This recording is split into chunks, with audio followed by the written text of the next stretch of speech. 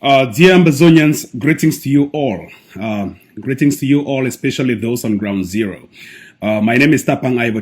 I am the spokesperson of the Ambazonia Defense Forces. This particular day, the 4th of May 2019, we just woke up to receiving another news, which I would like to break it to you with a critical analysis. I hope I don't take much of your time. The UN Security Council to hold its first meeting on Cameroon, meaning it has never held any meeting on Cameroon. It wants to hold its first meeting on May 13, 2019. Let me read this news. It was broken on Yahoo News. It was carried on AP, that means Associated Press. It has been picked up by Jeune Afrique and a couple of media organizations. On this particular day, the 4th of May, 2019, I read, the UN Security Council will hold its first informal meeting on Cameroon this month to discuss a worsening humanitarian crisis that has left 3 million people struggling for food. The United States is organizing the May 13 meeting after persuading African countries on the Council to drop their initial reluctance to talks on the 2-year separatist conflict in the Cameroon's west. South Africa, a non-permanent council member, had expressed reservation, arguing that the African Union was leading the international response to the crisis, according to diplomats. Let me skip other parts of the meeting. Cameroon is wrecked by a conflict between separatist and government forces in its English-speaking West, combined with an influx of refugees from the Central African Republic and Nigeria. More than 1 in 6 people in Cameroon, including 4.3 million people, need humanitarian aid, an increase of 30% from 2019, according to UN aid officials. The meeting will have a particular focus on the separatist conflict, according to a note sent by the US to the Council on Friday, as seen by the AFP, that means Associated Agence France Presse. More than 560,000 people, that means more than 500,000 people, have been driven from their homes since 2017, including 32,000 who fled into Nigeria, the note said. Starving children. Rights groups have accused the United Nations of ignoring the conflicts in Cameroon, where separatists in the English-speaking regions are pushing for independence from the majority French-speaking country. The government has responded with a crackdown on deploying thousands of soldiers, more than 200 members of the the security forces of Cameroon, and at least 500 civilians have been killed, according to figures from the International Crisis Group think tank. Cameroon is reeling from the spillover of violence in neighboring Nigeria, which is battling with Boko Haram insurgents, and from ongoing turmoil in the Central African Republic. 3 million people are in need of the food, 8 of thousands of children are out of school, and 220,000 children are suffering from acute malnutrition, according to the US note. In February, the government and aid group launched an appeal for $299 million to fund humanitarian aid, but not up to 11% of that amount has been raised. Cameroon has not witnessed a humanitarian emergency at such a scale, and the cause of the different crises are but intensifying. That is said by a UN humanitarian coordinator for Cameroon, Alguera Bauchi, in late April.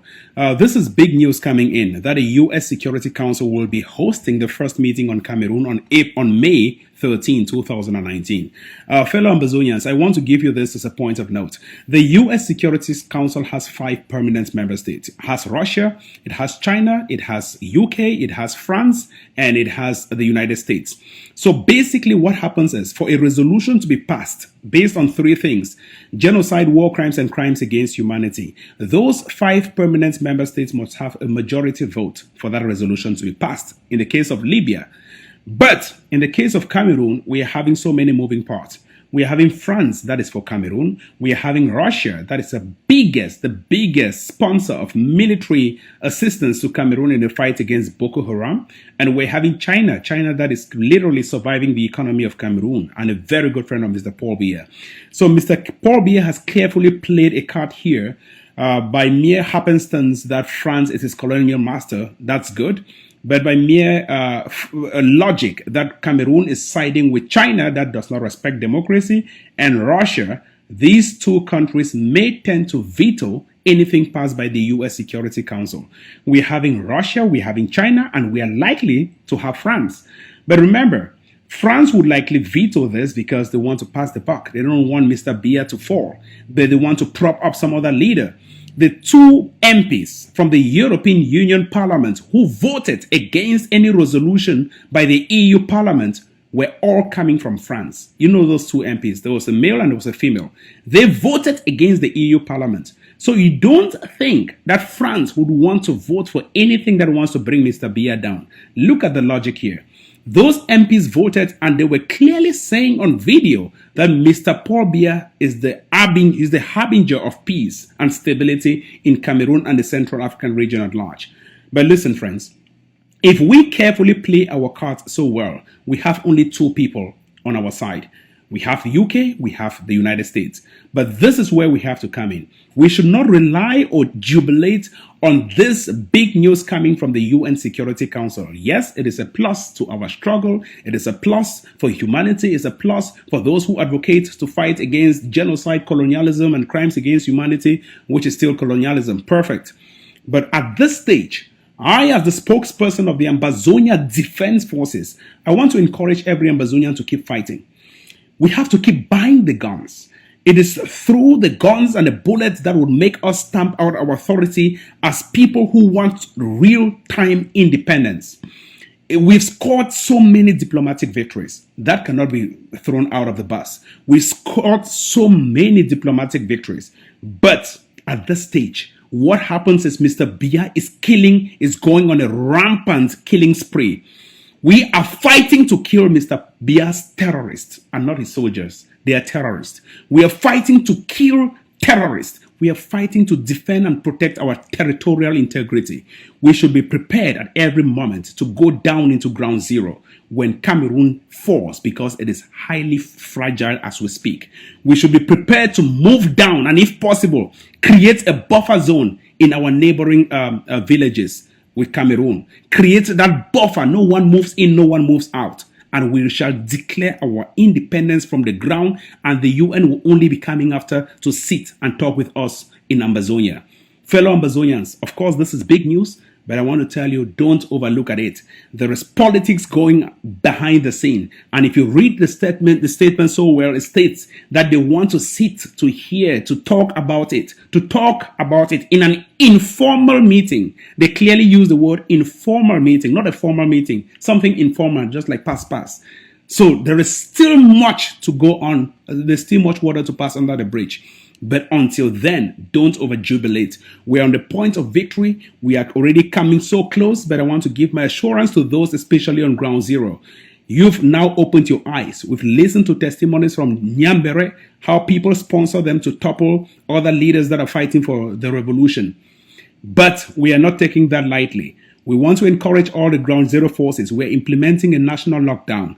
The national lockdown has been called by the ADF, and we're having about 6 major defense groups backing the ADF for this national lockdown. It starts on the 19th, 20th, and ends on the 21st. All schools shut down. Everything shut down. The only thing that will be existing and will be allowed to exist will be hospitals. School shut down, palaces shut down, nothing moves into the palace, nothing moves out. All places must be shut down, and that is an order passed by the Ambazonia Defense Forces, led by the chairman, Benedict Kwa. It is very clear we're on the point of a victory, but please, it is just a 3-day lockdown. It would affect you that much, but it will not affect you as much as a 2-week lockdown. It is just to prevent the 20th May National Day celebration in Ambazonia. There is nothing national about it. Stay blessed. I wish you all the best, but keep your eyes on ground zero. Anything happening abroad is only politics. We've seen groups dividing themselves. Let them divide themselves. We are united on ground zero. We are focused on ground zero, and your leadership is that of the Benedict Kwa, who heads the Ambazonia Defense Forces, and Dr. Cho Ayaba Lucas, who is the Ambazonia Revolution leader. Thank you very much, and do have a splendid day. Bye-bye.